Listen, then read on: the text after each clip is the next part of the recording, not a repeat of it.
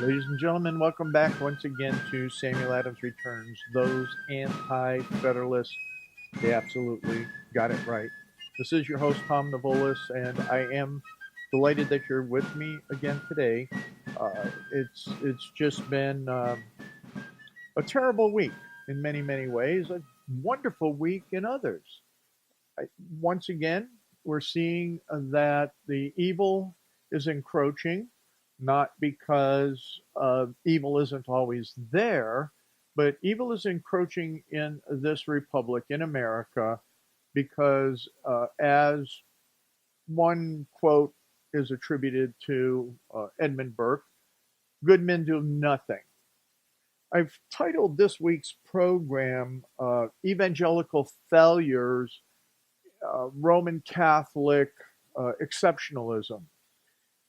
I'm doing that because, as mentioned over and over on this program in particular, is that evangelicalism over the last 100 years has failed, absolutely, unequivocally failed in its responsibility to maintain the republic. And I have proof. I have proof today that I am going to take you through once again that the expectation was absolutely that the pulpits would be the bastions of liberty, not just spiritualism, but liberty, and that there is no way on this planet that any human can experience liberty unless it is from a biblical foundational basis for morality and virtue.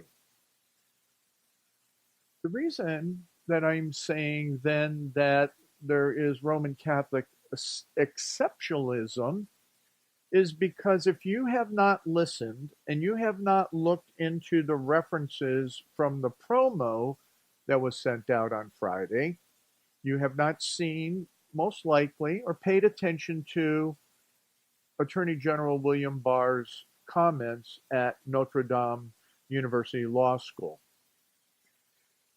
So let's take a little bit of step back here. And that step back from this particular week, and I am giving you a reference that's been all over other mechanisms of media, but the reference that I'll use for this program in particular is that of a out of Breitbart, because I think they're still doing some of the interesting citizen journalism and now more specific journalism than what has been accomplished, especially in the mudstream media. Mudstream, they're just disgusting. They are in the mud. They're slinging mud. They're all about mud. They're mired, is what they are. So here it is.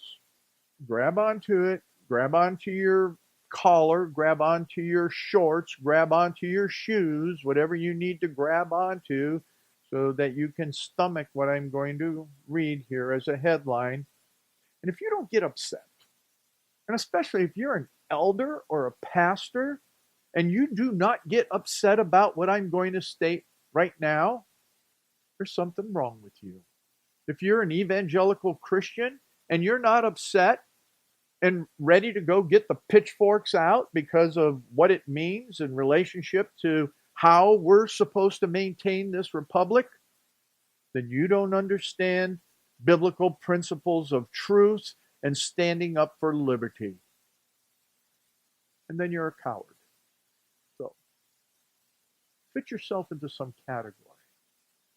And I think it's all going to be somewhere in there, with the exceptions of, a few of the pastors that I know and a few of those that are going into the fight.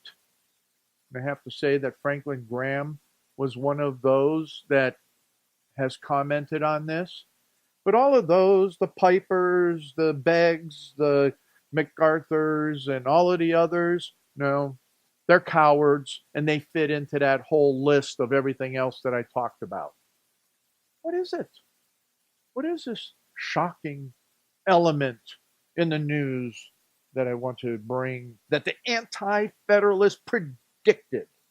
And we're going to talk about the historical perspective on the expectations of all of those in Christian leadership. Here it is. Here it is. Jury decides. Listen to this. Jury. That means peers. That means people. That means the citizenry that was selected to hear truth and discern that truth to determine some legal foundation of guilt, innocence, or compensation, or a matter of law. Jury decides against dad seeking to block 7-year-old son from gender transition drugs. Did you get that? The jury, people, peers, humans, those who are supposed to have the integrity, the moral stability, to understanding the wisdom of right and wrong, of truth, of knowing how to define what needs to be defined, that then, in now day and age, turns into establishment of precedent instead of what is constitutionally and morally correct. So here we have this. And this is, listen to this. The mother in this case, if you're not following this case, and if you're not ready to take and say, not like, oh, bumhead, oh, bummer, you're going to put a red line in the sand, or these are the 5 things that you're not going to allow, that if these 5 things happen, boy, then you're going to take and you're going to stand up and press in and fight, whatever that means to you. No. Here's a mother. Get this, a mother who is a pediatrician is now given full authority to continue to transition James into Luna. 11 of 12 jurors. At least there was one juror that was willing to stand up and say this is wrong, but 11 others, they said that on these twin boys, that because this woman, this mother, thinks that this one boy showed girl tendencies, that this boy should be turned into a girl, given drugs that will block testosterone, that will block him from being a man someday, and instead is going to chemically neuter him, chemically distort him, chemically destroy him. I wonder when this kid's going to commit suicide. Geez. Now, interestingly, evangelicals, what are you doing? You know, this is something that A.G. Barr brought out. A.G. Barr brought out what's going on in education. A.G. Barr brought out what's going on in culture. A.G. Barr is a very strong practicing Catholic, and for the most part, he is standing on foundational founders' principles and godly intent more than all of those pastors that I already mentioned. The Pipers, the Beggs, the MacArthurs, and that whole coalition that is taking and allowing culture to take and transition so we can have peace. Oh, that's Calvinism 2.0. Right. I'm sorry. Do you think I'm a little upset about this? No, not in the least bit. You know, the thing is that I've seen it coming for years. I've seen it, and it was predicted by the anti-federalists. And we're going to talk about that. Not only that, we're going to talk about the federalists that predicted it. I'm getting the high five sign from Kath here. So the point is, and we'll pick up more in the next segment in that relative to what Attorney General Barr had to say. But if this is not getting under your skin, all of my friends there at Liberty Works Radio Network and at Soaring Eagle, I don't get it. And if you're not going back to your pastors and saying, you know what, you need to go to samueladamsreturns.net and read about the chaplains and clergy of the revolution to understand what it means to talk from the pulpits, and you elders to talk within your congregations and leadership in relationship to what it is to fight for liberty, not just our spiritual liberty, but also for the moral liberty of your family. Oh, a mother, she's going to take and chemically castrate her son. Oh, destruction of the family. Something that the UN and all of the so-called progressives have been about. Oh, geez, I just quoted out of A.G. Barr's speech. If you haven't read it, go into samueladamsreturns.net into the archives, and you'll see that in the promo, I have a speech link there, both the video and the audio and the written portion of the speech. And he talks about our Judeo-Christian components under attack, assault, the destruction of the family, the destruction of religion. And I will take you into the next two segments to talk about, in the epilogue of all of these books right here, in the first book, in the Founders' Constitution, where they say that the only way we're going to continue this republic if Christianity is predominant. Oh, but the rooftop evangelicals are on the rooftops, and guess what? The rapture hasn't come yet. When's the rapture coming? Oh, it was predicted, 10 years ago, 5 years ago, 20 years ago. Guess what? You better get your eschatology re-evaluated. So what I am seeing here is that a jury appears of you who are listening, you who are watching this on YouTube, your peers, if you go before a jury, may be 11-1 against you because they do not understand the constitutional truths right here. I'm pointing behind me for those that are listening on the radio. They don't understand that. And they do not understand the biblical truths upon which our founders said that morality and virtue, private as well as public, need to be predominant. And, shocker for you, shocker, it's not about the economy at all. It is supposed to be about liberty. That's in the letters that are there in your references for today's program. It is about liberty. And liberty only comes from proper preaching at the pulpit, and how that, as I always say, the extensible gospel, what does that mean? In your families, in your work, in every local aspect of governance and government. And then how does that then transcend into your counties, your state, and the federal government? Well, today, in this present time, it doesn't. And you know why? Because evangelicals have left the public square. Bad theology. Sam Adams had it right. Sam Adams, that last Puritan, understood those truths. He understood those concepts. He lived them in such a way that there's no politician alive that's doing that today.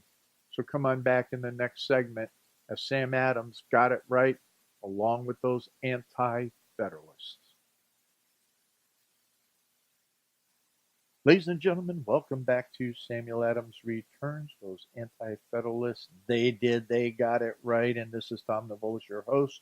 And I just want to, as I do every week, because it's important, is to remind you to take a look at everything going on at Liberty Works Radio Network, because liberty is what it is about, as I strongly emphasized in the first segment, and that we must understand these truths, as we'll talk about in this segment and in the third segment, in education and from the pulpits. Why do we have what we have when we see 11 out of 12 jurors that they basically are allowing child abuse? Your peers, those who happen to sit on a jury, are now allowing the destruction of humanity in a young person. It was a Supreme Court that screwed up and allowed abortion. And that's because they don't understand the foundational truths of constitutionalism. They're just a bunch of, or in the past, there were a number, not all, remember, you have to go look at the decision, but the majority were a bunch of hack lawyers.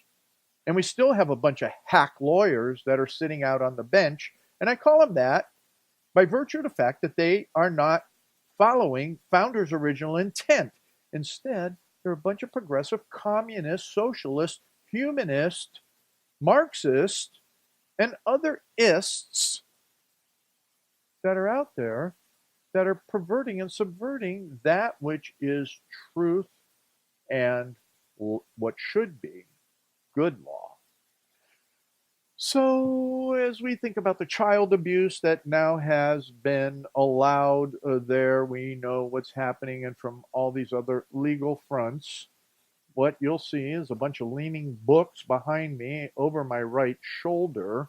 And with that is because I pulled out volume 1 of the Founders Constitution, and it is nothing but over 700 pages long. You know, my book's almost that big. And if you haven't gotten the book yet, I really suggest that, and it helps me out a lot, is go get From Covenant to the Present Constitution. I take, and, anyway, you need to get the book and help support what we're doing on the program. So anyway, I wanted to, with that, and we're going to do an anyway again, wanted to take and show you that, in fact, chapter 18 of volume 1 is the epilogue.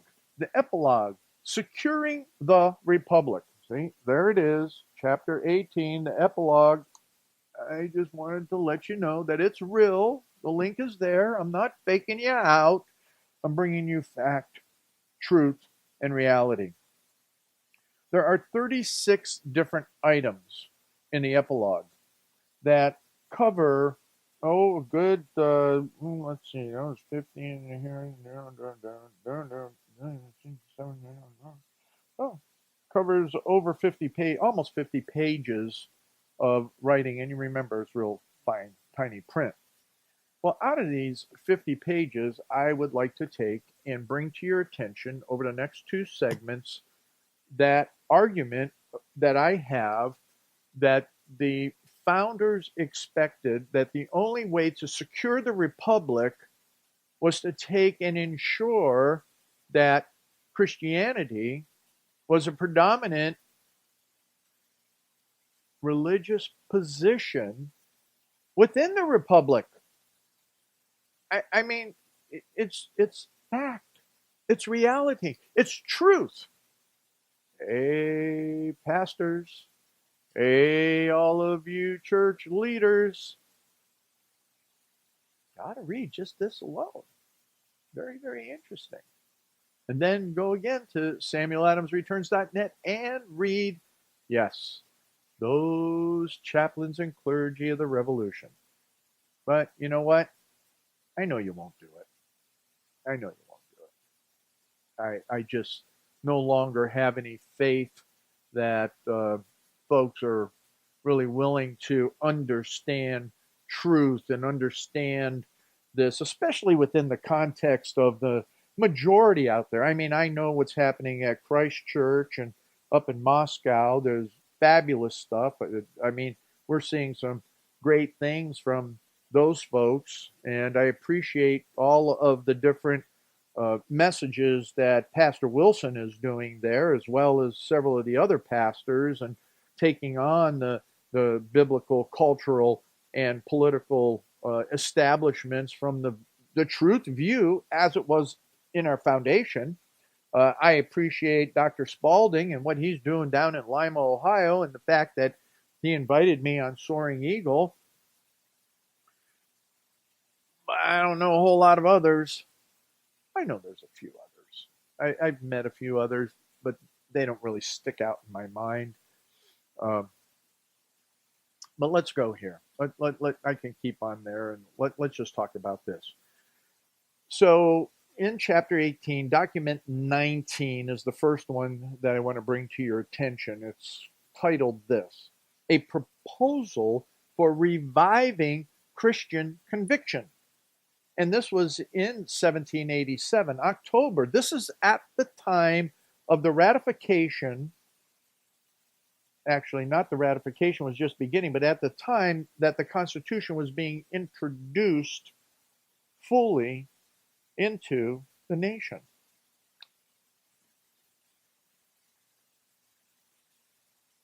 What it talks about here is the unpromising situation of national affairs has of late induced many well-meaning people to submit to the public their sentiments, however unpolished, respecting the proper means of effecting a reform.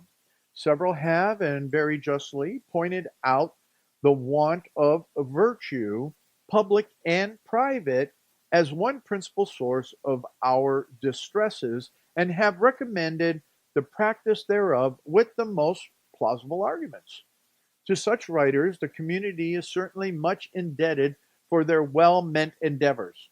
But alas, the experience of every age invices that arguments drawn from the native charms of moral rectitude and its necessary connection with the happiness and welfare of states are too feeble to ensure the requisite practice of virtue when opposed to the allurements of self-interest and self-gratification.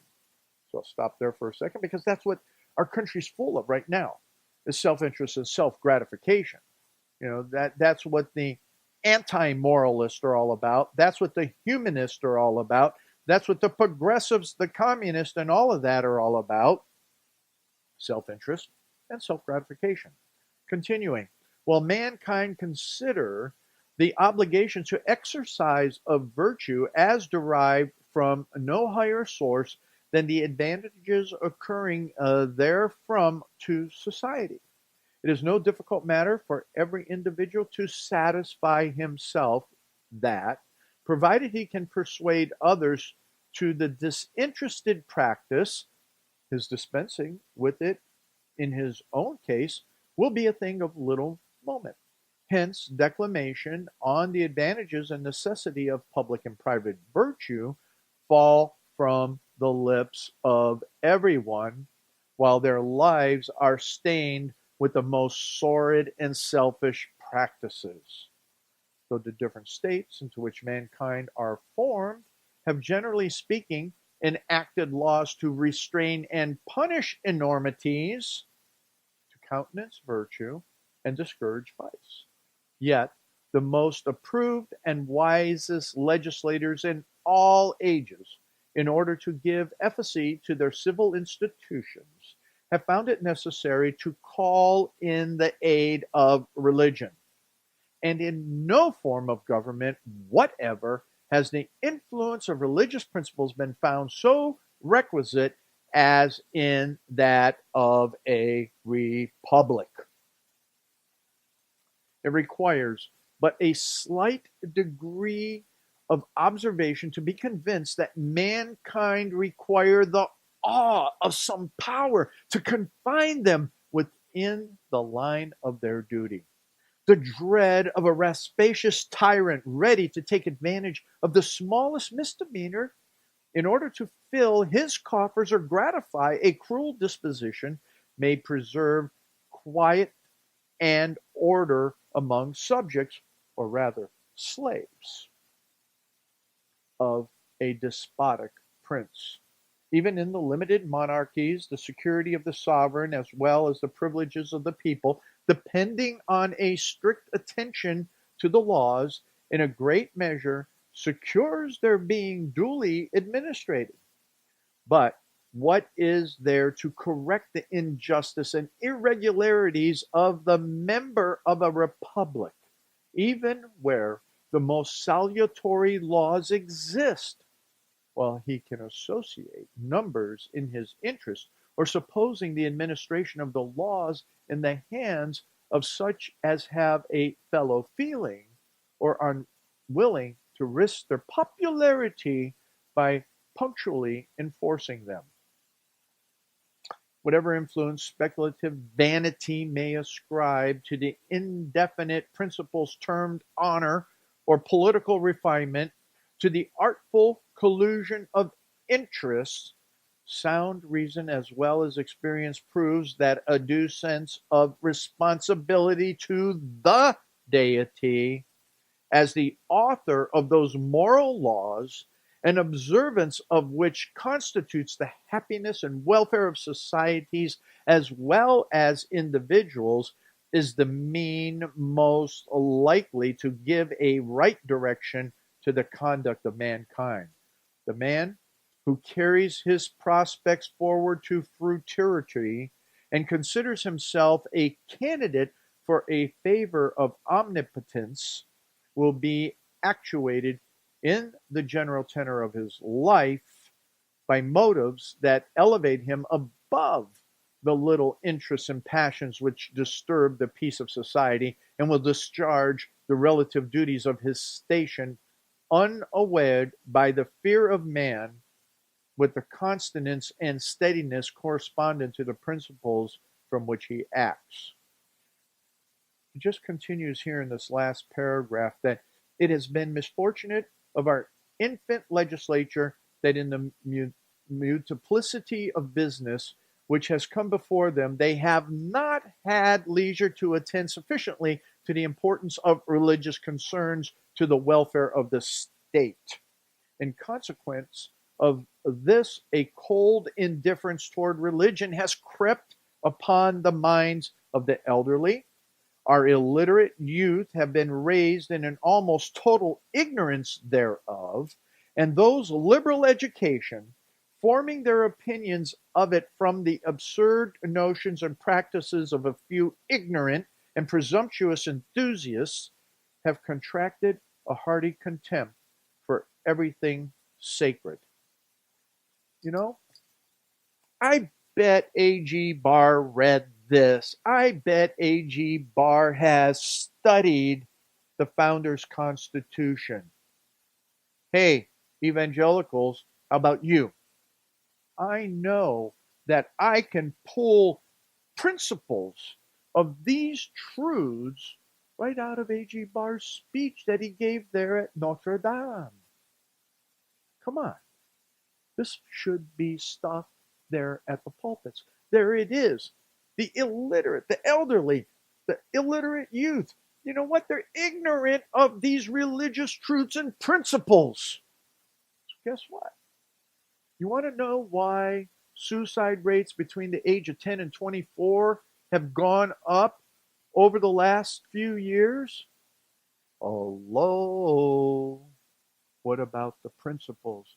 There's no moral and virtuous ideas left in schools because now you're transgendering. Ladies and gentlemen, you know what? I hope you're getting this, and I know I'm preaching to the choir for most instances, but you better get off the stick and get out there and be talking to your friends, neighbor, family, pastors, elders, deacons, and so on. Sam Adams did all the time. And the anti-federalists did, and we're going to talk about Mercy Warren and a letter with Sam Adams, which I talked about last or 2 weeks ago. So come on back for the third segment because they got it right.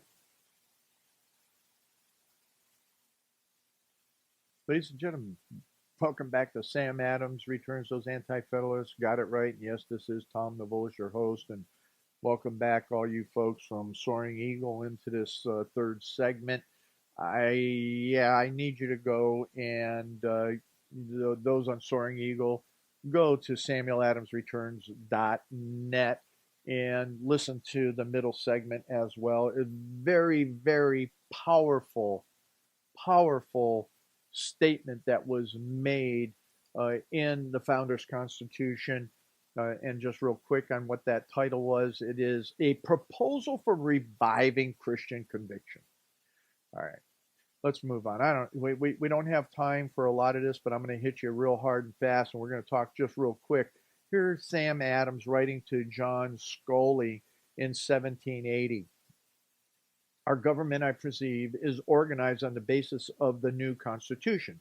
I am afraid there is more pomp and parade than is consistent with those sober Republican principles upon which the framers of it thought they had founded it. Stop for a second. So Sam Adams is going, wait a minute, the founders of this new Constitution, they thought that this is supposed to have sober Republican principles. And I don't mean the Republican Party as Republican. I'm talking about Republican as the principles of a method and means of governing. Get it right. Anyway, so what we're seeing is he's right away seeing, here it is, 1780, and he's seeing all this pomp and circumstances and parades and all of these other things, blah, blah, blah. So he goes on to say here is that why should this new aura be introduced with the entertainment's expense and tending to dissipate the minds of the people? Entertaining and expenses. Oh, the people, oh, la, la, la, let's go party. Yeah. He continues, does it become us to lead the people to such public diversions as promote superfluity of dress and ornament, when it is as much as they can bear to support the expense of clothing any naked army, as it was during the Revolution?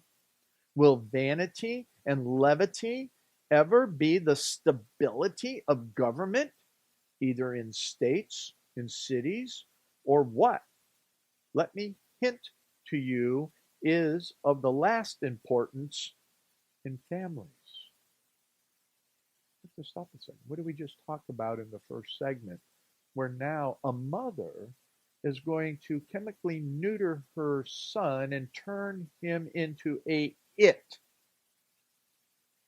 Sam was talking about this. Will that vanity, levity, be a stability of government in cities, states? What about families? Of what kind are those manners by which, as we are truly informed in a late speech, quote, not only the freedom, but the very existence of republics is greatly affected, end quote. How fruitless is it to recommend, quote, the adapting the laws in the most perfect manner possible to the suppression of idleness, dissipation, and extravagancy, end quote, if such recommendations are counteracted by the example of men of religion, influence, and public station. I meant to consider this subject in the view of the mere citizen. So right off the bat, he's seeing a transition in 1780. And when did I tell you that things started changing in the book, in other programs? 1780. Constitution 1787. Initial execution of the Constitution is 1780. Holy schmoly. We're just like 3 years into this thing, and already we're finding these problems of questionable activity, and the fact that where are the examples of men of religion? All right, I'll back off on you, evangelical pastors, just a tidbit, is because right away we're seeing the pulpits start to degenerate there. And wait till 1848 when the Communist Manifesto comes out, and you have all of these other, you know, uh, crazy things going on. Anyway, continuing with Sam Adams, our Bradfords, Wilsons, and Winthrops would have revolted at the idea of opening scenes of dissipation and folly, knowing them to be inconsistent with their great design, in transplanting themselves into what they called this, quote, outside of the world, end quote. But I fear I shall say too much. I love the people of Boston. I once thought that city would be the Christian Sparta. But alas, will men never be free? They will be free no longer than while they remain virtuous. Sidney tells us, and remember, Sidney lost his head because he was willing to stand on biblical foundational truths. Sidney tells us there are times when people are not worth saving, meaning when they have lost their virtue. I pray God this may never be truly said of my beloved town. Wow, Sam Adams, he just pulls no punches. So anyway, John Adams in 1776 was writing to Mercy Warnes about the Mercy Warren, which was Mercy Otis Warren, who I've talked about a number of times. The form of government which you admire when its principles are pure is admirable indeed, of the productive of everything, which is great and excellent among men, but its principles are as easily destroyed as human nature is corrupted. Then he goes on to talk about such a government is only to be supported by pure religion or austere morals. Public virtue cannot exist in a nation without private, and public virtue is the only foundation of republics. There must be a positive passion for the public good, the public interest, honor, power, and glory established in the minds of the people, or there can be no republican government, nor any real liberty. And this public passion must be superior to all private passions. Men must be ready, they must pride themselves and be happy to sacrifice their private pleasures, passions, and interests, nay, their private friendships and dearest connections, when they stand in competition with the rights of society. Is there in the world a nation which deserves this character? There have been several, but they are no more. Our dear Americans perhaps have as much as it any nation now existing, and New England perhaps has more than the rest of America. But I have seen all along my life such selfishness and littleness, even in New England, that I sometimes tremble to think that although we are engaged in the best cause that ever employed the human heart, yet the prospect of success is doubtful, not for want of power or of wisdom, but of virtue. The spirit of commerce, madam, which even insinuates itself into families and influences holy matrimony, and thereby corrupts the morals of families as well as destroys their happiness, it is much to be feared is incompatible with that purity of heart and greatness of soul which is necessary for a happy republic. The same spirit of commerce is a rampant in New England as in any part of the world. Trade is as well understood and passionately loved there as anywhere, even the farmers. And tradesmen are addicted to commerce. And it is too true that property is generally the standard of respect there as much as anywhere else. While this is the case, there is a great danger that a Republican government would be very factious and turbulent there. Divisions in elections are much to be dreaded. Every man must seriously set himself to root out his passions, prejudices, and attachments, and to get the better of his private interest. The only reputable principles and doctrines must be that all things must give way to the public. And John Adams wasn't being a socialist by giving ways to the public. Everything, everything that is in this epilogue, and there's more. There's another great letter that John Adams writes to Mercy, and I don't have time to go over it. I'm down to what, 3.5 minutes, something like that. It's that another one that he was talking. John Adams wrote to Mercy again in January 8th, 1776, talking about differences between a monarchy and a republic and all of that. And just real quick, is that uh, it comes back down once again to understanding what is that character, what is it that brings in the corruption of human nature, what is it that sustains a society is nothing other than pure Christian religion. That means the biblical truths, the biblical religion as it should be taught from the pulpits, as it was taught in what I read to my grandkids in the chaplains and clergy of the Revolution, as it was taught and started to kind of fall apart even after 1780, 1790, and into the 1800s when the social gospel was really beginning to emerge and so on.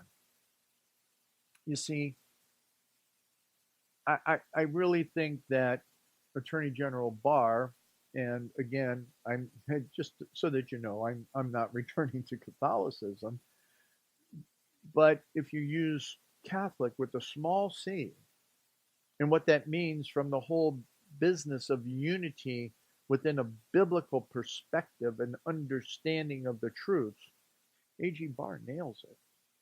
He talks about the destruction of religion, of our Judeo Christian principles and truths that are all based on the Bible as it was taught then. I just think that many modern day theologians are in it for what we read earlier. They're bad off of, how do you get the butts in the seats? How do you take and make sure we're not falling against the 501c3 nonsense, which is all a bunch of hokey pokey and all of that. But the other thing I wanted to point out, which is very interesting, and I mentioned it earlier, was that about it's not the economy, stupid, it's liberty.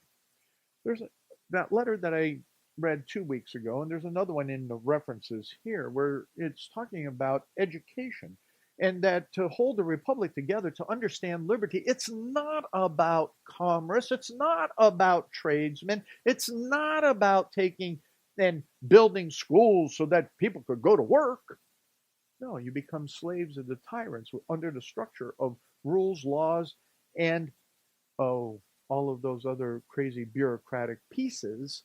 Instead, it's how does a person, a child, a citizen understand what it means to have liberty within the context of a constitutional republic? It's difficult. It's difficult. And unless one learns these truths and principles that are foundationally set, you have what we have today. You have exactly what the Anti-Federalists predicted for today. You have the evils within the halls of Congress that we have today because we don't stand to true, pure religion and understand that above every legislative head is the God in heaven who rules over the whole universe, including the earth. So what you have is all the immorality within the context of governance. There's more here.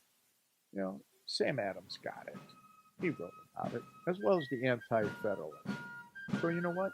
Come on back next week because we're going to dig a little bit more into the epilogue, unless something else comes up.